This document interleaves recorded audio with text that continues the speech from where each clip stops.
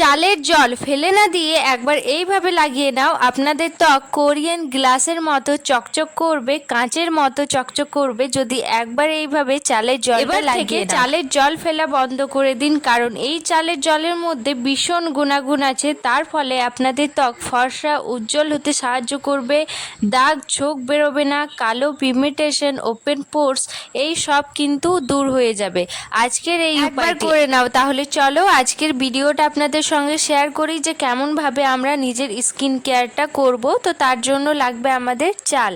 ওই আমি 2 চামচের মতো বা 1 চামচ চাল নিয়েছি, যেই চাল আমরা সকালবেলা ভাত খাওয়া হয়। চালটাকে 2-3 বার সুন্দরভাবে ধুয়ে নেব। একটা খারাপ জল 2 বারের মতো বেরোবে। ধুয়ে নেওয়ার পর একটা পরিষ্কার জল বেরোবে, তো সেই মতো আমাদের সুন্দরভাবে পরিষ্কার করে নিয়েছি। এবার এই চালটা কিন্তু আমাদের রাখতে হবে। চালটা কিন্তু একদিন রাখতে হবে, যদি হাতে সময় না থাকে তাহলে আধ ঘন্টা আপনারা রাখতে পারো বা 2 ঘন্টা।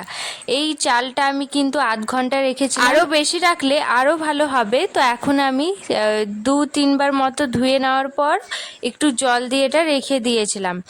এবার এই জলটা কিন্তু আপনাদের ছেঁকে নিতে হবে। অনেকটাই কাচের মতো জলটা লাগবে। এই জলের মধ্যে কিছুই থাকে না, তবে এটাই কিন্তু আমাদের স্কিনের জন্য খুবই কার্যকারী, গুরুত্বপূর্ণ।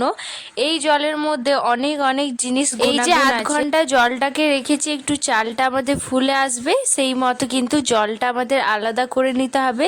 একটা বাটির মধ্যে জলটা আলাদা করে নিলাম। এবার এটার মধ্যে দেব আমি, ব্যাস আর কিছুই এটা লাগবে না। তো আমি যেহেতু স্প্রে রাইস ওয়াটার আমি স্প্রে বানাচ্ছি, তার জন্য রাইস ওয়াটারটা এরকম। যদি আপনারা সিরাম বা ক্রিম বানাতে চান তাহলে কিন্তু রাইস ওয়াটারটা একটা পরিষ্কার বাটির মধ্যে 2 চামচ নিয়ে 1 চামচ গ্লিসারিন দিয়ে আর অ্যালোভেরা জেল দেব। ওটা কিন্তু মেশাতে মেশাতে আমাদের একটা ক্রিমের মতো হয়ে যাবে। তো ওটা কিন্তু রাত্রেবেলা লাগাতে হবে।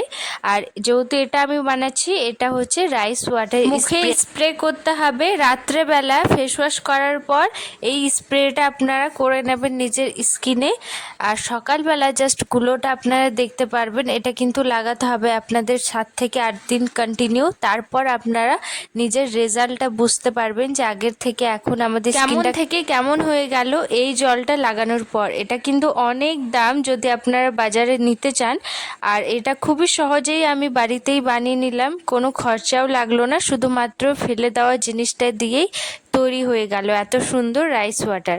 রাধে রাধে, সবাই ভালো থেকো, সাবধানে থেকো।